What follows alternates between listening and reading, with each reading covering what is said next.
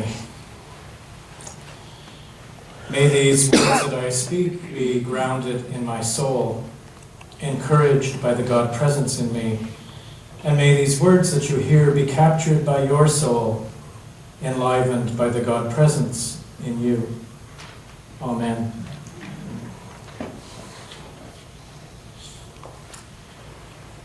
The story of Jesus' baptism, like most of our biblical stories, has much more to say to us as metaphor than just as a historical event, even though it is quite likely that Jesus was actually baptized by John in the Jordan.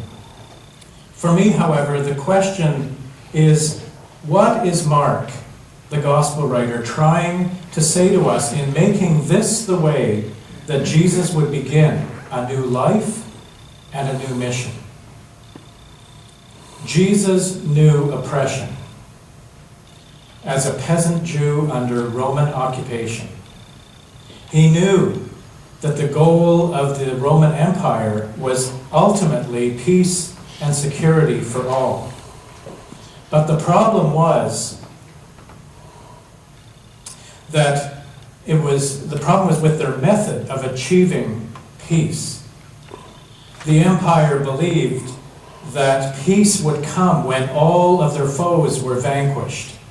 And so armed aggression and violence were acceptable means to obtain a peaceful empire. But Jesus, like many others, including the baptizer John, through the act of wading into the water, chose a different way. It was to bring peace to all people, not through victory and violence, but through compassion and justice. And justice needs to be unpacked, because justice for Jesus was not in the sense of revenge, which so dominates our legal systems, but rather it was a justice focused on behavior and treatment of one another, a genuine concern for peace and a respect for another, rooted in fairness, in fair-mindedness, and compassion. I believe that this way of peace through justice is only possible when one opens to the God Spirit within, allowing that Spirit to enter our consciousness, and then living into the fullness of our very being, what it is to be human. Each of us and every single human being on this planet is a child of God, unique, special, gifted, called by the Spirit to be all that each of us can be. Jesus, I believe, was able to live with compassion, with a sense of justice and fairness for all people, because he first embraced the truth of his own being, discovering who he was, and that he was called by the God presence within him, that Spirit within him, to bring peace through love and compassion.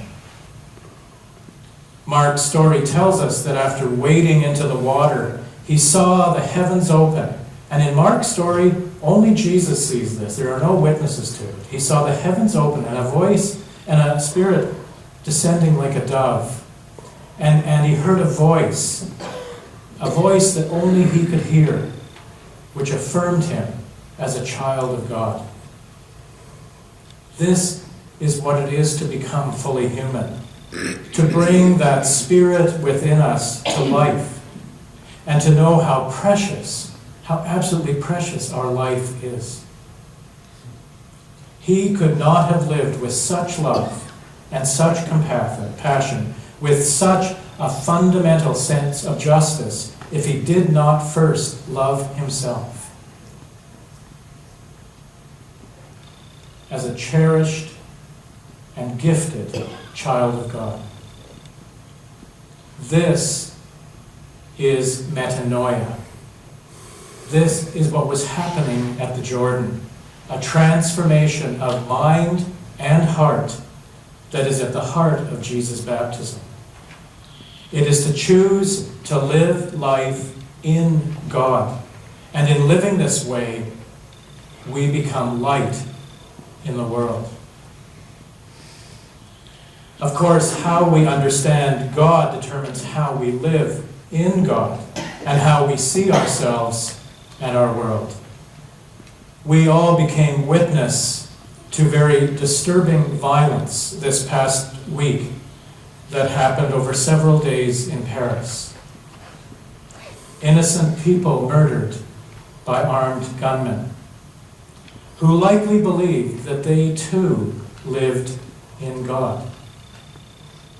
It seems these violent perpetrators believed, like the Roman Empire, that ultimate peace could only come through violence. For them, individual lives were not precious, were not sacred, not to be protected, let alone encouraged or honored. They could not value other lives, I believe, because they did not value their own life. Their God was a God of violence and judgment, and on their side,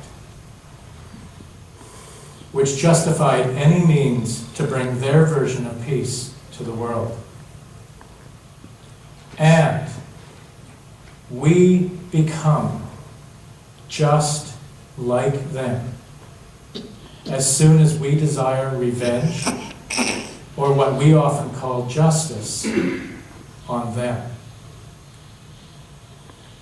Like Jesus, we need to love ourselves enough to be able to feel compassion, not just for the victims in this tragedy, but also for the lost souls who perpetrated this horrific crime. Like Jesus, we need to understand that the Spirit of God is not on one side or the other, but present among and within every single being. And every being, our personal responsibility is to open to that presence, to that Spirit.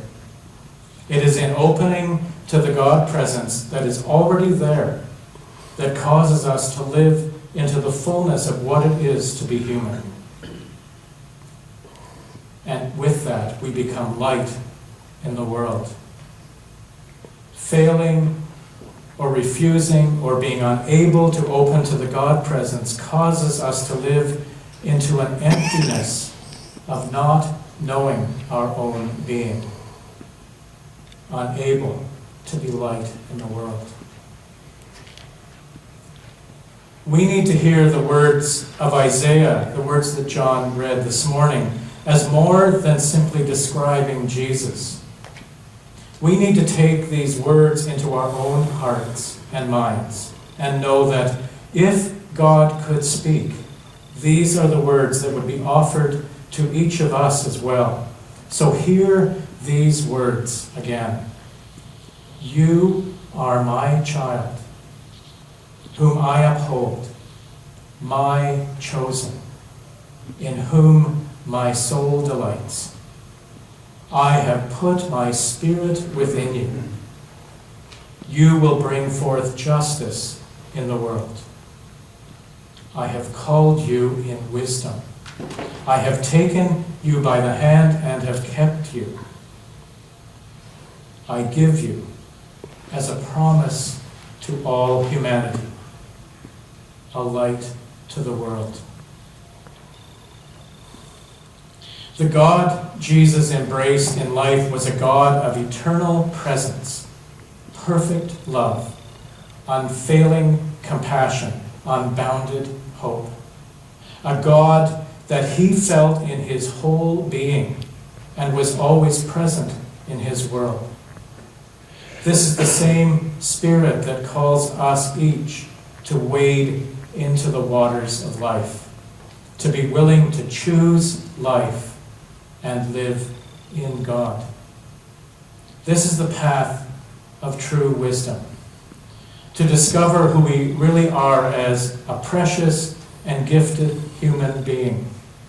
To open to the God presence there within each of us and learn to love ourselves completely.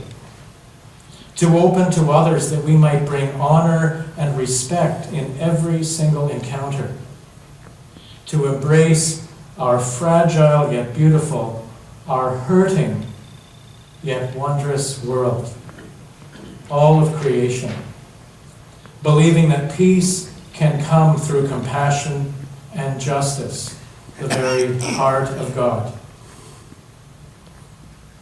As we gather, there are over 1 million people in the streets of Paris, and there are thousands of people gathering in places all over this world, gathering to stand together to express the belief in the preciousness of human life. This path of wisdom is the call to each one of us. If you take a moment to be silent and listen very, very carefully, you will hear the voice of God calling you, calling from deep in your soul, encouraging you, supporting you, and challenging you to be all that you can be. Wade into those waters. For it is in our very being, our humanness, in our choosing to live in God, that we too become light in our lives and light in our world.